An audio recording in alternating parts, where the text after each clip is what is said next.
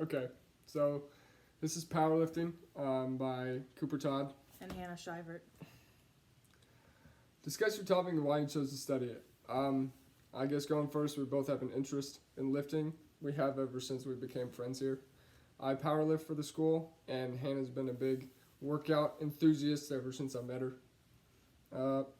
We both want to have a career in the fitness industry. I want to be a strength coach and hopefully own my own gym one day. That is the dream. And I would like to be a personal trainer and possibly own my own gym in the future as well. Click. What is one of the main focuses when training someone of this particular sport? One of the main focuses is their technique and figuring out the mechanics of the body. It's a lot more than just putting the bar on your back. It's about getting the correct proportions within your body length to be most optimal. So, for example, if I'm working with a guy that's 5'8", I don't want him to high bar squat. Why would I have him place the bar here when his center of gravity is already low enough? If I'm working with a guy that's 6'6", it's a bit different, and you got to take in proportions too. How wide are their shoulders? How big is their back? How long are their quads? Do they have good ankles? Can their heels stay on the ground when doing a low bar squat with heavy weight like that? And it's all about, just getting time put in with the mechanics, because they take a long time. They really do. So what would be the best way to figure their work, power, force, calorie expenditure, VO2, RMR, and HR? So for work, you're actually just moving the weight. So like for bench, it's moving the weight away from your chest. And for squat and deadlift, you are accelerating upwards. And for power, it's how much energy you can use in a split second. The faster one does work, the more power they're producing, and being able to put in a lot of energy into something very quickly. So like for powerlifting, they have like those quick bursts of energies that they need to use, like when they're at their meets and stuff. And then for force, the goal is not to lift the weight quickly, but to lift at a maximum capacity one time. So like your 1 rep max. For a bench, you are exerting force as you are pushing the weight up from your chest. The calorie expenditure, the best way to figure out one's calories is in powerlifting, taking your VO2, your RMR, and your HR to find that. You haven't finished yet. Sorry about that. Your VO2s would be like your age. Your RMR is like you can measure this like in an aqua tub. That would probably be like the best way to figure out. And your HR is after a set, you can just count how many times your heart is beating in a minute by holding your 2 fingers on your opposite wrist or on your neck and hold it for 15 seconds, then multiply that number by 4, and that will find your heart rate. Would one utilize some sort of ergometer test, and how would you measure this info if you are collecting it? So we would not use this because in powerlifting there is no running required, so there's really no point of using it. Absolutely. It is a waste.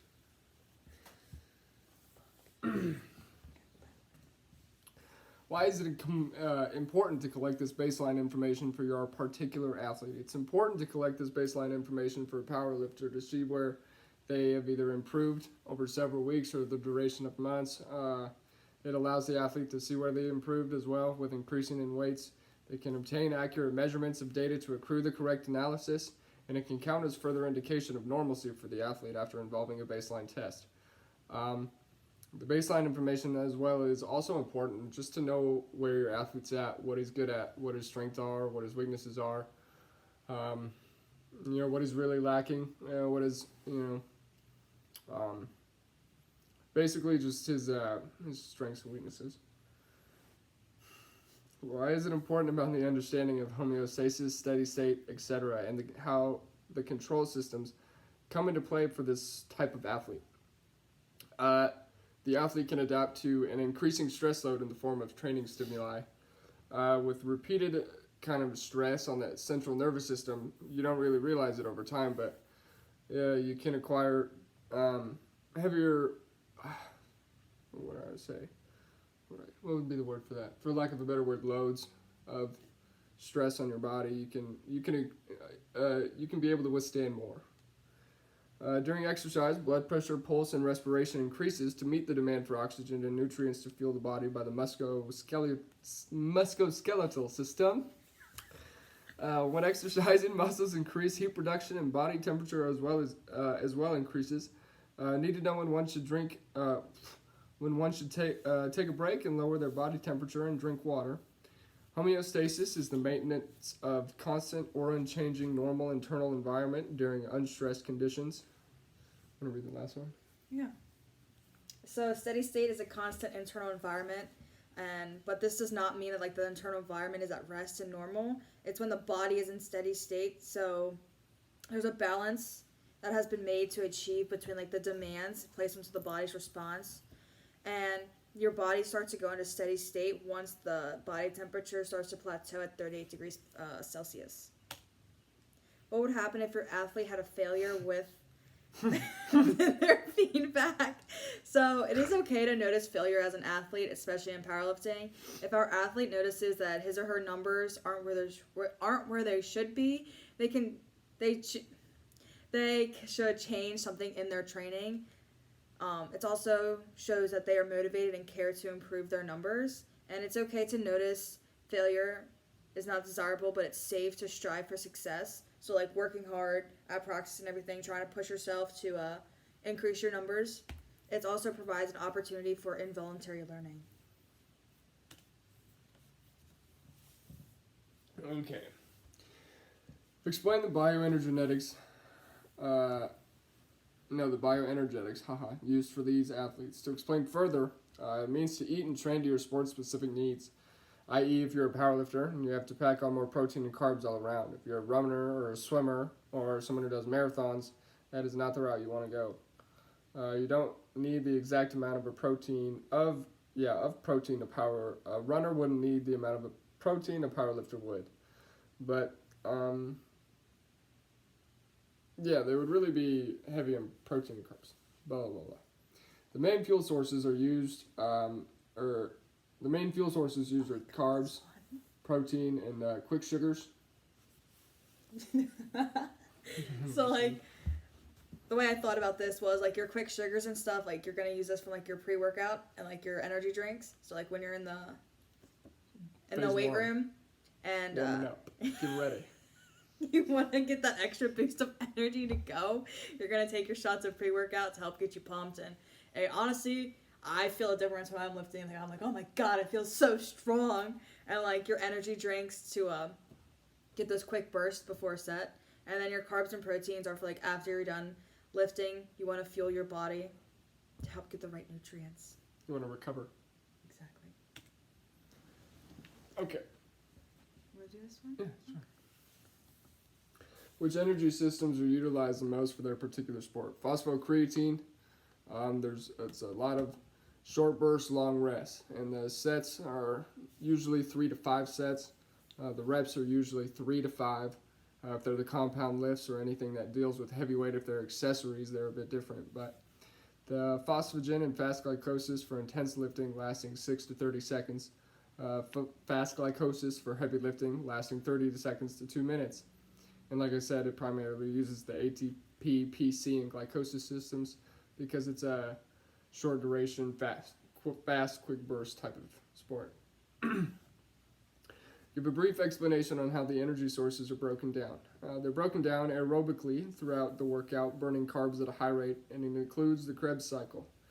The Krebs cycle's a lot. I still don't get that. But I know that working out, obviously you sweat for a reason. That's why people work out.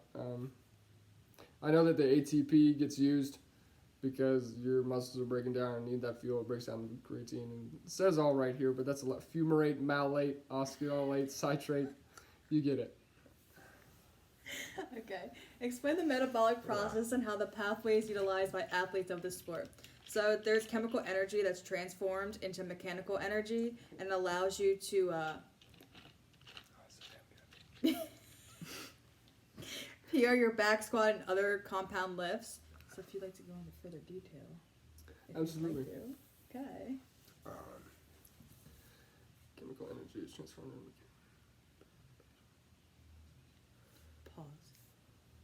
Yeah, I gotta think of how I want to word it.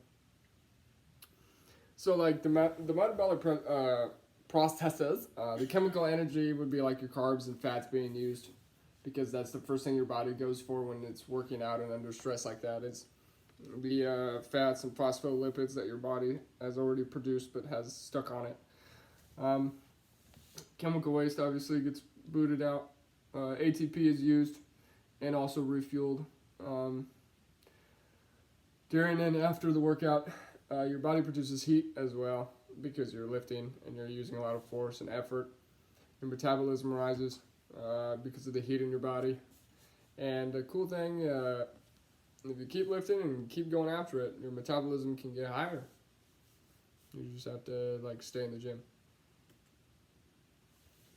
All right, so how would you set up a training program for these athletes based on the energy systems that we used previously? Is we would use 3 to 4 sets for every workout, like no matter what it is, just 3 to 4 sets. And then for your compound lifts, it's going to be 3 to 5 reps with 10 to 20 reps and accessories. And the fuel selection would be like your carbs and your quick sugars and a lot of caffeine. Your compound lifts are like your squat, bench, deadlift, and your accessory lifts would be anything that like complements them. That you're going to be using like a full body movement and bilateral, so that like there's slight variations, so like a power clean, trap bar deadlift, and like a push press.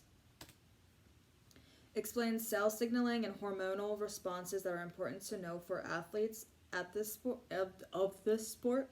So in men, it is they release free testosterone in the body, and for women, it's the production of estrogen. And there's an immediate increase in epinephrine and norepinephrine. These hormones help increase the blood and glucose and important for increasing force production, muscles contraction rate, and energy production.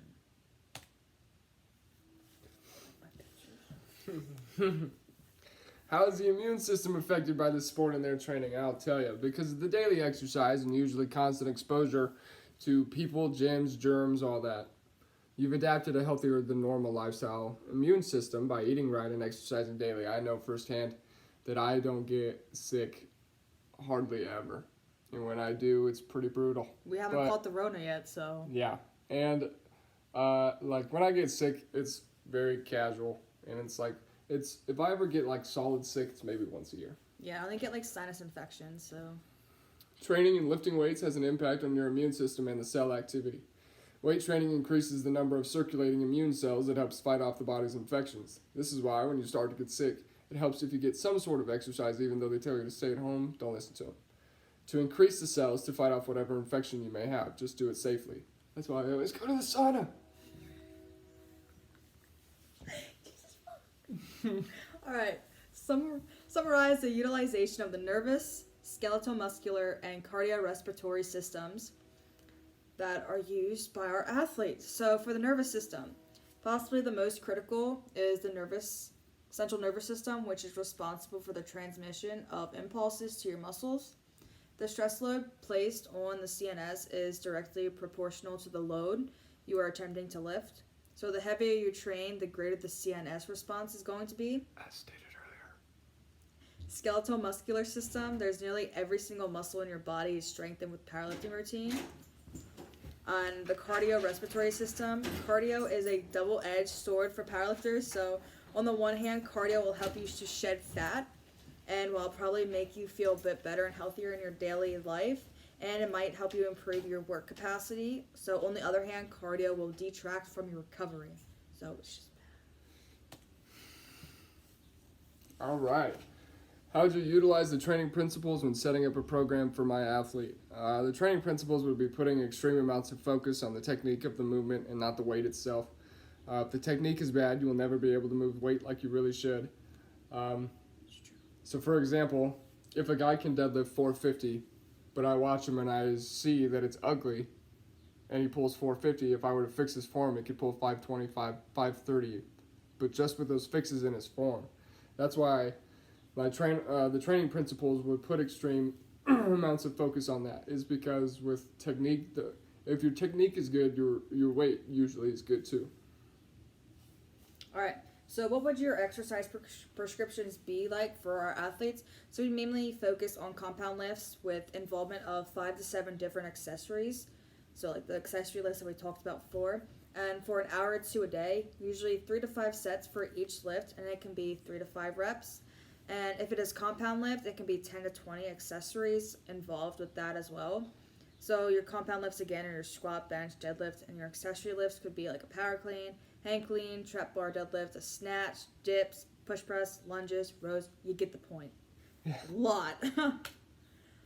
What are some factors that could affect performance of your athlete? So the psychological factors of sports and exercise that most affect performance are like your self-confidence, motivation, emotional control, and concentration. So for motivation, this is mainly important for any area that you want to optimize your performance in. So you always want to like encourage yourself to do better and lift better. Get strong. For emotional control in the sport of powerlifting, you never want to get too high or too low because you never know what can happen any given day. They give out rankings at the beginning of each meet, but you'd be surprised how often they're right. Don't take it personal. All right. So my training recommendations for my athlete, assuming we are using at hand with the beginning lifter, or we would use sets of 3x8s, and accessories would be anything from still 10 to 20 reps depending on the compound movement we're accentuating that day. I would start with 3x8s because, like I said, assuming we have a beginner in the gym, they probably don't have a beautiful base, what I'd like to see. So we probably have to see how deep we have to go in building one. First off, diet-wise, I would want him or her to eat a lot of carbs and proteins and have him or her watch the food they ingest, obviously. I want a lot of carbs and proteins because obviously my athletes need fuel because they're not going to be feeling pretty when they walk out. What would be some nutrition recommendations you would give to your athlete? So like we said before, just a lot of carbs and proteins. And a hefty amount of that would be about like 60% of your diet would be containing your carbs and proteins. And the rest of the 40% of your diet would be like your greens and your healthy fats. We would also set up like a calorie limit on the food intake throughout the athlete's day. So if they're, how many calories do you eat a day? Usually about 3,000 to 4,000. And how heavy are you? 173 pounds. All right. And he works out every day. And meal prep would also be very crucial because then you have like your meals already planned out.